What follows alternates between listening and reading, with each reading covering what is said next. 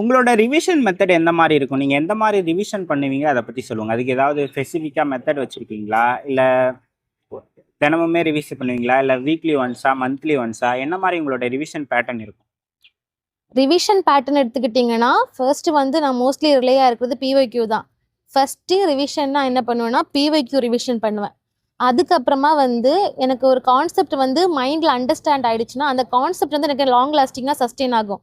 நான் வந்து ஸ்டாட்டிக்ல கொஞ்சம் தடுமாறுறதுனால என்ன பண்ணுவேன்னா, செகண்ட் என்னோட ஃபோக்கஸ் எதுவா இருக்கும்னு சொன்னா, ஸ்டாட்டிக்ல இருக்க ஃபேக்சுவல் டேட்டாஸா இருக்கும்.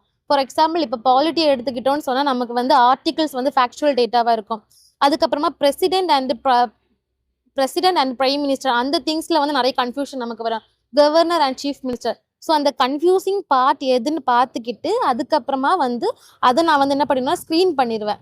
ஒரு புக் படிக்கும் போதே நான் என்ன பண்ணிடுவேன்னா மார்க் பண்ணி வச்சிடுவேன். இதெல்லாம் நம்ம செகண்ட் டைம் வரும்போது பார்க்கணும் அப்படின்னு சொல்லிட்டு. அந்த மாதிரி நான் வந்து மார்க் பண்ணி வச்சிருக்கிறது ரிப்பீட்டேட்டிவ் ரிவிஷன் வருவேன். அதுக்கப்புறமா நான் என்ன பண்ணுவேன்னு சொன்னால் புக்ஸு ரிவிஷன் விடுறதே கூட நான் என்ன பண்ணுவேன், எழுதின கொஸ்டின் பேப்பர்ஸை வந்து நான் என்ன பண்ணுவேன்னா ரிப்பீட்டேட்டிவ் ரிவிஷனுக்கு போவேன். நாங்கள் நிறைய டெஸ்ட் எழுதாமல் இருந்தாலுமே லாஸ்ட் ஆகும்போது என்ன பண்ணுவேன்னு சொன்னால், நிறைய டெஸ்ட் எழுதுறது வரைக்கும் நான் எழுதின கொஸ்டினை வந்து என்ன பண்ணுவேன்னு சொன்னால், புதுசாக இப்போ வந்து டேபில் வந்து அந்த கொஸ்டினை வந்து எழுதின கொஸ்டினையே நான் நோட் பண்ணி வச்சுக்கிட்டு எழுதின கொஸ்டினுக்கே நான் வந்து ஆன்சர் போடுவேன். ஸோ ஃபர்ஸ்ட் டைம் எழுதுறதுக்கும் செகண்ட் டைம் எழுதுறதுக்கும் எப்படி ஞாபகம் இருக்குது அப்படி சொல்லிட்டு மறுபடியும் அந்த கொஸ்டின்ஸே நான் பார்ப்பேன். அந்த மாதிரி எழுதின கொஸ்டின்ஸுக்கே நிறைய ரிவிஷன் கொடுப்பேன் நான். அதுக்கப்புறமா குட்டியாக நான் நிறைய எனக்கு எழுதுறது ரொம்ப பிடிக்கும். அதனால நான் வந்து என்ன பண்ணுவேன்னா படிக்கும்போதே குட்டி குட்டி திங்ஸை வந்து எழுதி வச்சிருவேன் நான்.